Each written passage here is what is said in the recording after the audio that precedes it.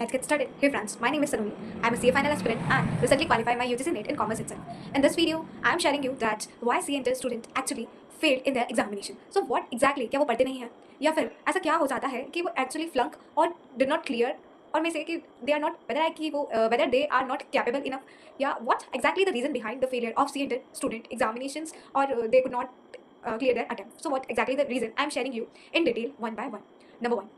what happened exactly? The first reason of their failure is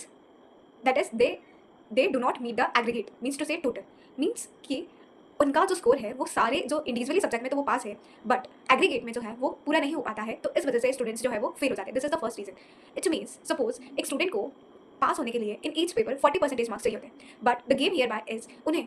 जो है पास होने के लिए एग्रीगेट में यानी कि 50% मार्क्स चाहिए होते हैं. Let's take an example. Suppose एक स्टूडेंट जो है उन्हें पास होने के लिए पर सब्जेक्ट 40 मार्क्स चाहिए. अब उनके सपोज अगर वो एक ग्रुप में अपेयर होते हैं तो तीन पेपर है तो उन्हें इट मीन्स पास होने के लिए आउट ऑफ 300 बिकॉज 100 मार्क्स का पेपर है तो 300 मार्क्स में से उन्हें एट लीस्ट 150 मार्क्स चाहिए. बट अगर सपोज किसी स्टूडेंट के 40 मार्क्स आए हैं पर सब्जेक्ट तो 40 to 3 तो 120 होता है, तो बचा हुआ 30 मार्क्स का गैप कौन फुलफिल करेगा? तो ये रीजन हो सकता है कि उनका जो है एग्रीगेट मीट नहीं हुआ है. Number 2, the second reason probably क्या होता है एक्जैक्टली स्टूडेंट्स क्या होते हैं, तो जब वो सीए इंटरमीडिएट में आते हैं तो वो एज सच इतने मैच्योर नहीं होते बिकॉज जब वो 12 क्लियर करते हैं वो फाउंडेशन देते हैं तब तक वो काफ़ी ज़्यादा छोटे होते हैं. उसके बाद वो सीए इंटर में आ जाते हैं बट उन्हें ये नहीं पता होता है कि किस सब्जेक्ट को कितना टाइम डिवोट करना है. इवन दो रिस्पेक्टिव फैकल्टी उन्हें बताती होगी पर शायद उन्होंने उस टाइम इतना ध्यान नहीं दिया होगा और वो एक्चुअली उस टाइम इतना नहीं पढ़ पाते हैं बिकॉज ऑलरेडी क्लास में इतना टाइम इंगेज होने के बाद वो इतने थक जाते हैं कि उन्हें ऐसी चीज़ें इतनी कनेक्ट नहीं हो पाती. बट जब वो खुद से पढ़ना चालू करते हैं तो वो उन्हीं सब्जेक्ट को पढ़ते रहते जो उन्हें अच्छा लगता है एंड वो उस सब्जेक्ट को कंप्लीटली इग्नोर कर देते हैं जो उन्हें शायद थोड़ा इरिटेटिंग और बोरिंग लगती है. बट पास होने के लिए और from rankers point of view और एक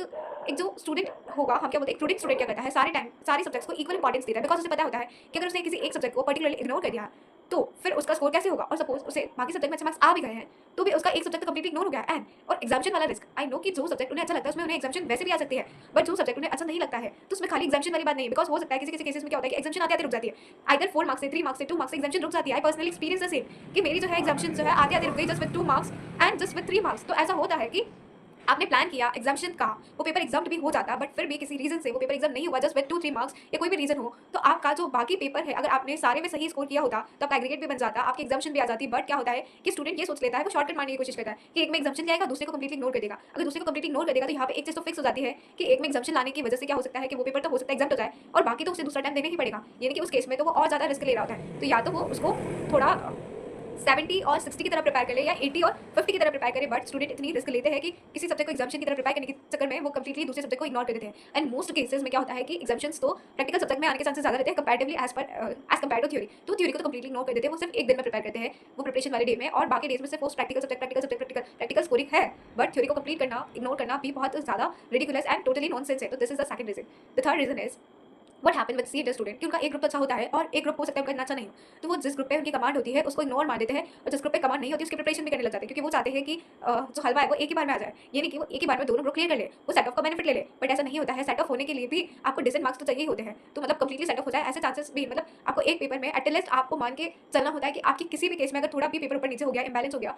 उस केस में भी आपको एटलीस्ट आपकी प्रिपरेशन उसमें अराउंड 55 मार्क्स की होनी चाहिए, तब जाके आप 40 पे कहीं फॉल करते हैं. बिकॉज जब एक्चुअली इंस्टीट्यूट के पेपर आते हैं तो कुछ पेपर इजी आते हैं, कुछ पेपर टफ आते हैं, कहीं ना कहीं एक पेपर बाउंसर होता है. ये हर एक ग्रुप में एक पेपर बाउंसर आ ही जाता है. एक फर्स्ट ग्रुप में फिर कभी मतलब एक पेपर बाउंसर आ जाता है सेकंड ग्रुप में, ऐसे हमारे ग्रुप्स दोनों हिल जाते हैं. तो हमें लगता है कि हम दोनों ग्रुप प्रिपेयर कर लेंगे, अच्छे से कर लेंगे. बट क्या होता है कि हमसे टाइम मैनेज नहीं हो पाता है. हम इतने सारे पेपर का जंबल लेके उन्हें मतलब किसी सब्जेक्ट को बहुत अच्छे से प्रिपेयर कर लेते हैं, कोई हमारा कंप्लीटली इग्नोर हो जाता है और वो हमें बाद में रियलाइज होता है जब हमारा एक्चुअली रिजल्ट आते हैं. तो ये जो है वो थर्ड रीजन है कि दोनों ग्रुप के चक्करों में पढ़ के भी मतलब दोनों ग्रुप देना है पर उसकी अच्छी प्रिपरेशन होनी चाहिए. अगर कहीं ना कहीं हमारी प्रिपरेशन लैक कर रही है तो हमें या तो एग्जाम से पहले ही डिसाइड कर लेना चाहिए या फिर कहीं ना कहीं हमें उसकी और एक्स्ट्रा प्रिपरेशन करनी पड़ेगी इस तरीके से, वरना हमारा हो सकता है कि मतलब दो में से एक ग्रुप भी ना हो पाए. तो ऐसा भी हो जाता है. But I am not denying this fact because उस टाइम चीज़ें कनेक्ट नहीं हो पाती है. जब हम एक्चुअली उस प्रिपरेटरी फेज में होते हैं हमें इवन मतलब 2-3 डेज का ब्रेक लेना भी बहुत ही बड़ा टास्क लगता है. तो उस जो ड्यूरेशन होता है अगर हम सिर्फ पढ़ रहे हैं, हमने टेस्ट नहीं दिया, हमने रिविजन नहीं किया है, तो उस टाइम पे हमें चीज़ें पता ही नहीं चल रही होती एक्जैक्टली कि हमारा अटेम्प्ट कैसे लग गया है, क्या हमने बहुत ग्रुप अपेयर किया था, क्या हमारा बहुत ग्रुप नहीं हो पाया, या फिर हम किस रीज़न की वजह से we are lagging behind from others. तो ये जो चीज़ें जब एक स्टूडेंट पढ़ रहा होता है कंप्लीटली तरीके से, डिटर्मिनेशन से, डेडिकेशन से, डिवोशन से, बट स्टिल कुछ चीज़ें ऐसी मिस आउट हो जाती है कि हमें इतना नहीं पता चल पाता है उस टाइम. तो ये हो गया हमारा थर्ड रीज़न. फोर्थ रीज़न हो सकता है कि किसी स्टूडेंट ने पढ़ाई नहीं की हो तो और वो उसके अटेम्प्ट लगा है, वो सिर्फ देखना चाहता है कि उसे कितना आता है बिना पढ़े, उसके बाद वो पढ़ना चाहता है. तो ये तो बहुत ही यूनिक केस हो गया. तो इस केस का तो मेरे पास कोई सोल्यूशन नहीं है. एंड देन मे बी और अनदर रीज़न, एंड और रीज़न ये होते हैं कि जब एक बार एग्जाम हो जाता है और उसके बाद हमें लगता है कि शायद हो जाए बट जब हम अगर अपने पेपर को रिव्यू कर रहे हैं, हम देख रहे हैं कि बात नहीं बन पा रही है, तो उस केस में स्टूडेंट इस पोजीशन में ही नहीं होते कि वो दोबारा प्रिपरेशन स्टार्ट कर ले, बिकॉज बिना रिजल्ट की प्रिपरेशन स्टार्ट करना थोड़ा उनके लिए डिफिकल्ट हो जाता है। तो वो उस टाइम पर टोटली वेस्ट कर देते हैं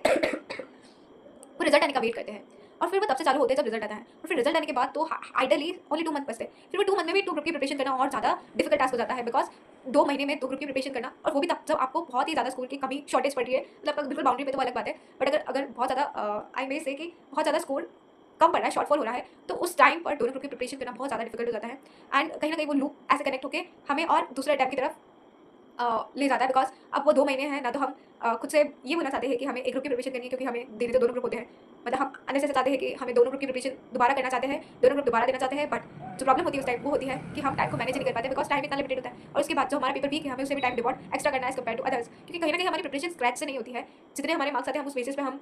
दोबारा अपने आप को उस कम बैक के लिए प्रिपेयर कर रहे होते हैं, बट सारी चीज़ें हमारे हाथ में नहीं हो पाती है, बिकॉज रिजल्ट मतलब जब हमने एग्जाम दिए हैं, हमारे सपोज एग्जाम्स अच्छे नहीं हुए, उसके बाद हम दोबारा तब तक तो सारा टाइम वेस्ट कर चुके होते हैं, और उसके बाद रिजल्ट से वापस चालू होते हैं, तो हमें थोड़ा दिन तो ऐसे चले जाते हैं। तो उस वजह से सी स्टूडेंट जो है वो लूप में चला जाता है, और उस वजह से अटैम्प्ट के बाद अटैम्प्ट लग जाते हैं सी स्टूडेंट्स के भी। तो this are actually the major reason